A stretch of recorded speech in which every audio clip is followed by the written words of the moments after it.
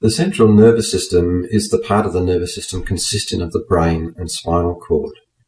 The peripheral nervous system is composed of nerves leading to and from the central nervous system, often through junctions known as ganglia.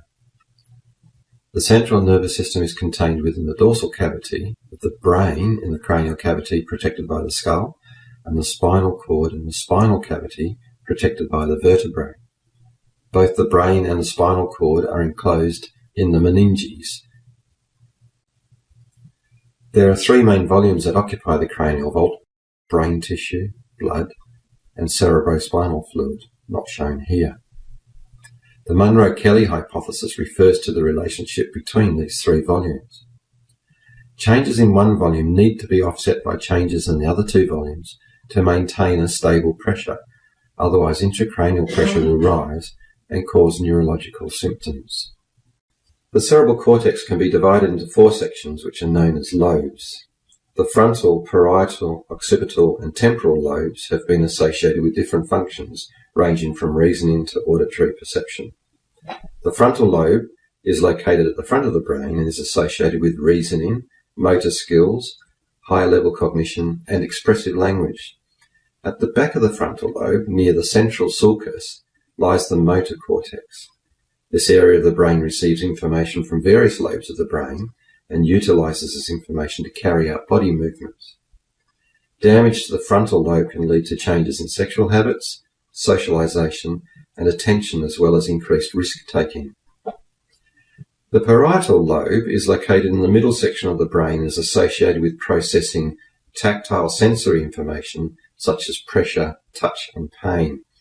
A portion of the brain known as the somatosensory cortex is located in this lobe and is essential to the processing of the body's senses. Damage to the parietal lobe can result in problems with verbal memory, an impaired ability to control eye gaze, and problems with language. The temporal lobe is located on the bottom section of the brain. This lobe is also the location of the primary auditory cortex, which is important for interpreting sounds and the language we hear. The hippocampus is also located in the temporal lobe, which is why this portion of the brain is also heavily associated with the formation of memories. Damage to the temporal lobe can lead to problems with memory, speech perception, and language skills. The occipital lobe is located at the back portion of the brain and is associated with interpreting visual stimuli and information. The primary visual cortex, which receives and interprets information from the retinas of the eyes, is located in the occipital lobe. Damage to this lobe can cause visual problems such as difficulty recognizing objects, an inability to identify colors, and trouble recognizing words.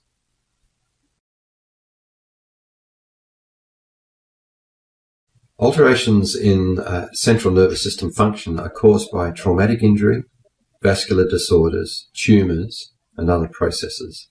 The most significant alteration of the neurological system is cerebrovascular disease, which includes stroke, aneurysm, and vascular malformation.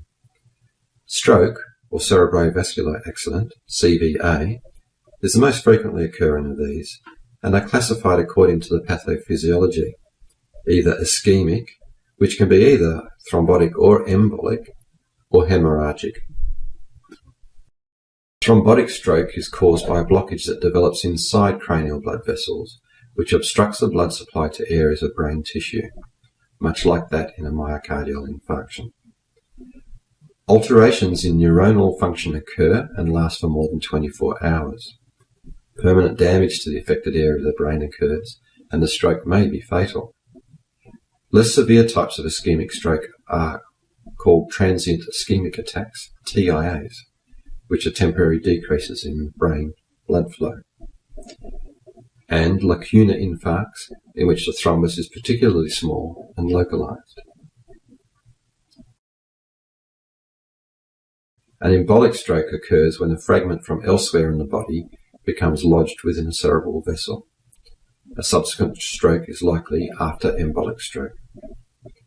Symptoms of ischemic stroke depend on the blood vessels involved. For example, symptoms of speech difficulty will occur if the area associated with speech, known as Broca's speech area, or interpretation, known as Wernicke's area, has been affected in the temporal lobe.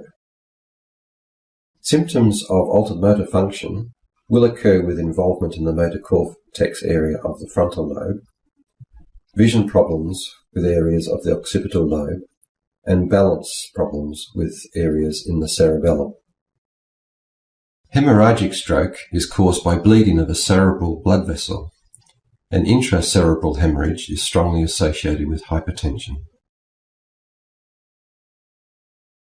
A subarachnoid hemorrhage can cause a substantial hematoma that increases intracranial pressure.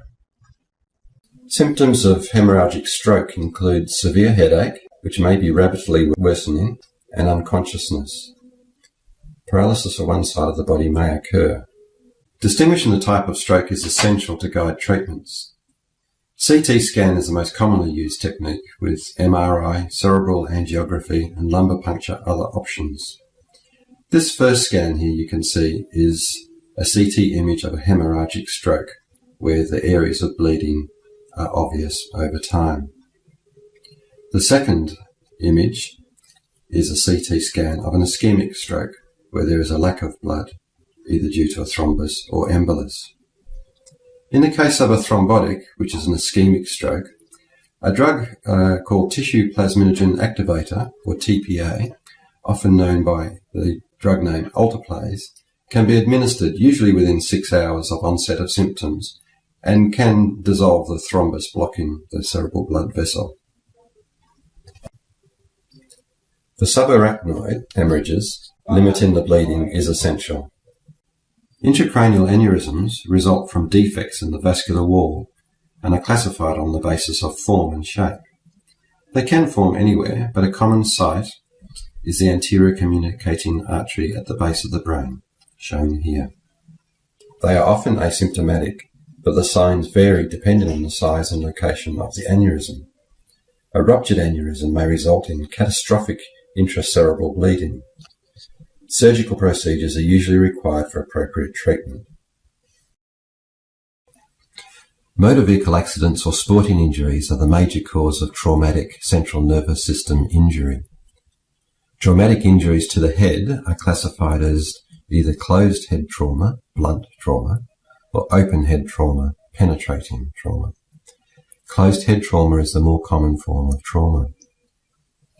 Brain injuries can be divided into focal or diffuse brain injuries. Focal injuries may include contusion, which is the bruising of the brain without break in the pia mater. Laceration, which is the tearing of the brain tissue. Extradural hematoma, an accumulation of blood above the dura mater, also known as an epidural hematoma. Subdural hematoma, which is a collection of blood between the dura mater and the arachnoid membrane. And intracerebral hematoma, which is bleeding into the brain tissue itself. There is also an open head trauma. As you can see from this slide, here is a skull fracture with exposure of the cranial vault to the environment, caused by a penetrating injury such as a blow from an axe. A diffuse brain injury, on the other hand, usually results from the effects of head rotation. The brain experiences a shear in stress, resulting in axonal damage ranging from a simple concussion to a severe diffuse axonal injury. A typical example would be the coup contra coup injury sustained in a whiplash. Spinal cord trauma is mainly transport-related or due to falls, most commonly found in young males and the elderly. Spinal cord injury involves damage to vertebral or neural tissues by either compressing tissue, pulling or exerting tension on tissue, or shearing tissues so that they slide into one another. Spinal cord injury may cause spinal shock with cessation of all motor, sensory reflex and autonomic functions below any transected area. Loss of motor and sensory function depends on the level of injury. Paralysis of the lower half of the body with both legs involved is called paraplegia, whereas paralysis involving all four extremities is called quadriplegia or tetraplegia. In this slide, for example, an injury in the C4 to C6 area is likely to result in quadriplegia. An injury lower in the thoracic area, such as T6, would likely result in paraplegia. A lumbar area injury may also result in paraplegia, but with less functional loss. Depending on the extent of damage, return of neuronal excitability occurs slowly and may take weeks to months, if at all, to recover. Often reflex emptying of the bladder and other reflexes will return, giving the person a better quality of life.